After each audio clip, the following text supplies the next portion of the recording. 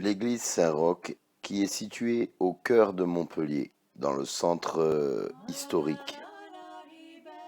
Alors, contrairement aux apparences, même si elle paraît avoir le style gothique, elle est en fait du 19e siècle, donc assez récente.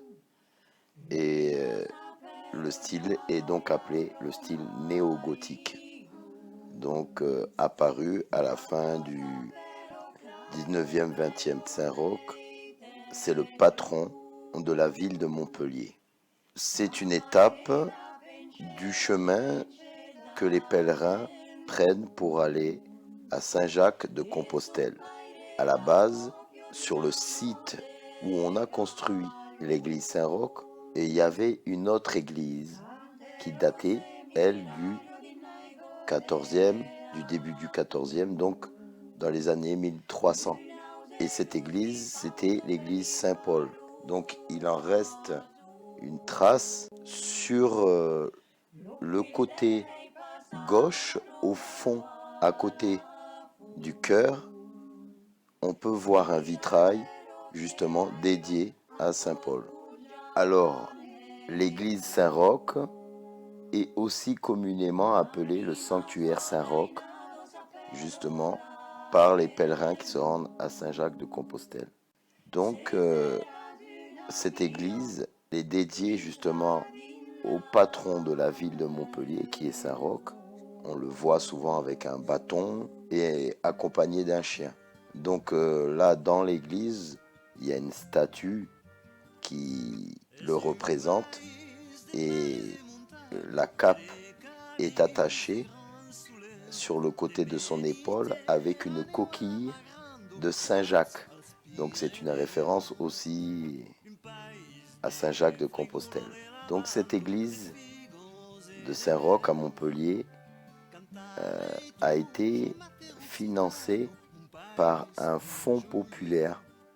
C'est une cotisation populaire qui a eu lieu entre les années 1860 et 1868. Et donc un architecte qui s'appelle Monsieur Cassan donc, a édifié cette église dans le style néo-gothique.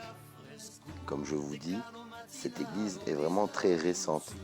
Elle a été bâtie sur l'emplacement de l'église Saint-Paul, comme je vous ai dit, qui elle a été détruite en 1622 lors du siège de la ville. On a bâti l'église Saint-Roch. Alors le projet pour bâtir cette église a été soutenu par le maire de l'époque, Jules Paguesi, maire de Montpellier. Alors l'église, normalement, elle devait être plus grande. Les travaux finalement n'ont pas été finis. Jusqu'à présent, l'église demeure inachevée. La nef, c'est-à-dire la hauteur du bâtiment quand on rentre à l'intérieur, c'est vrai que c'est très impressionnant, la hauteur.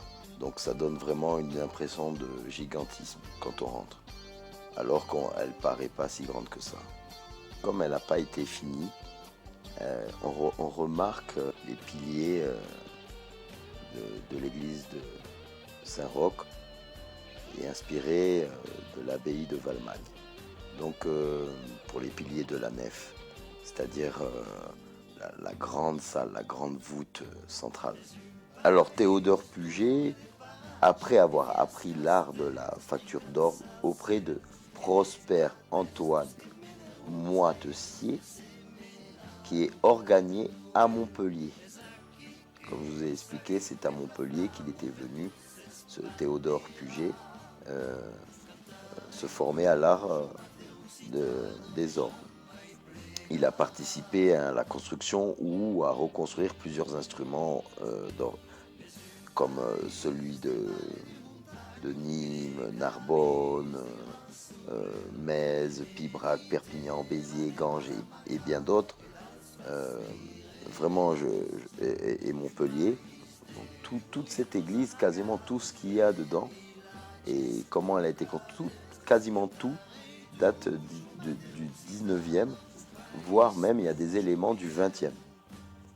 Et même comme la réparation de l'orgue encore, donc des éléments même dans l'orgue du 21e siècle, puisque jusqu'en 2011, et encore, ce n'est pas encore réparé. Et puis la cloche, elle date de la fin du 20e siècle, 1990, et elle n'est pas encore installée. Alors, Daublaine-Caillinet, c'est la manufacture d'orgue Daublaine-Caillinet.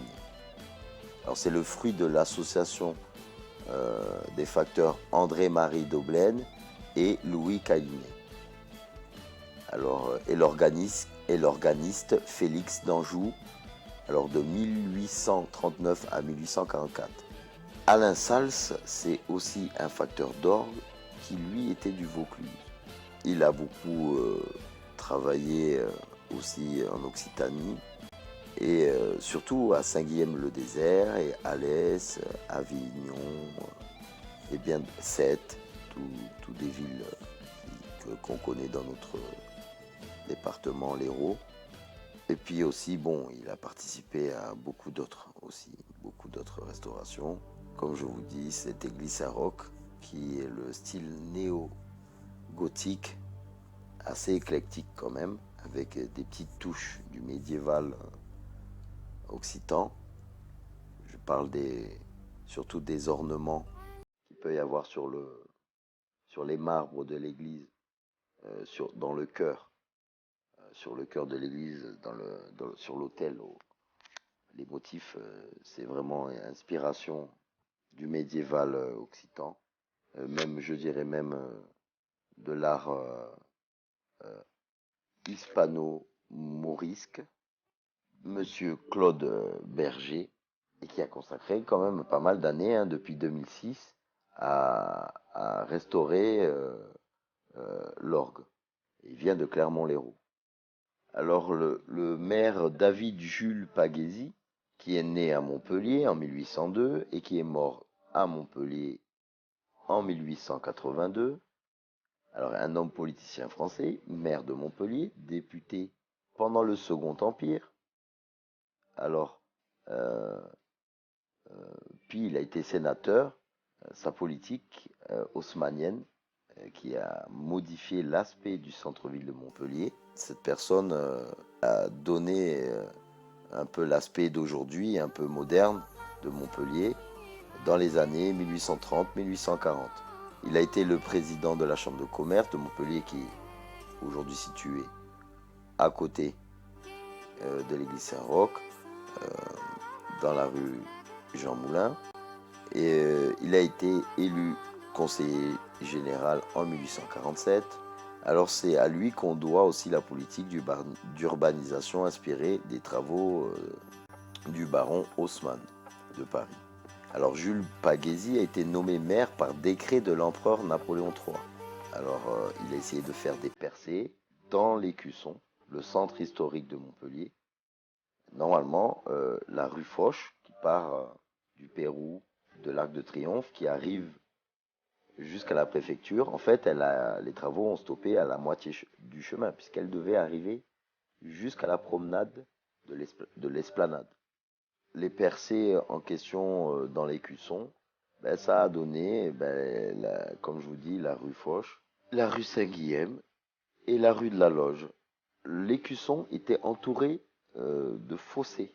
Ça devait être les anciennes douves de la ville, mais elles ont été comblées depuis le XVIIIe siècle pour créer les actuels boulevards.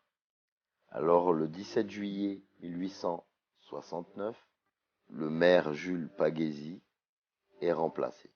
C'est à ce moment-là que son successeur décide de ne pas continuer les projets de percement et cette politique haussmannienne sera stoppée. La rue Foch, d'orientation ouest-est, devait atteindre l'esplanade, comme je vous ai dit, mais elle s'est achevée à mi-chemin, devant la préfecture. Auguste Barthélemy Glaise. Alors il est considéré comme l'un des grands peintres français. Alors au musée Fabre à Montpellier, il y a plusieurs de ses œuvres qui sont exposées. Auguste Baussan. Alors en 1894, il fait cette statue de Saint-Roch qui est dans l'église, dans la nef.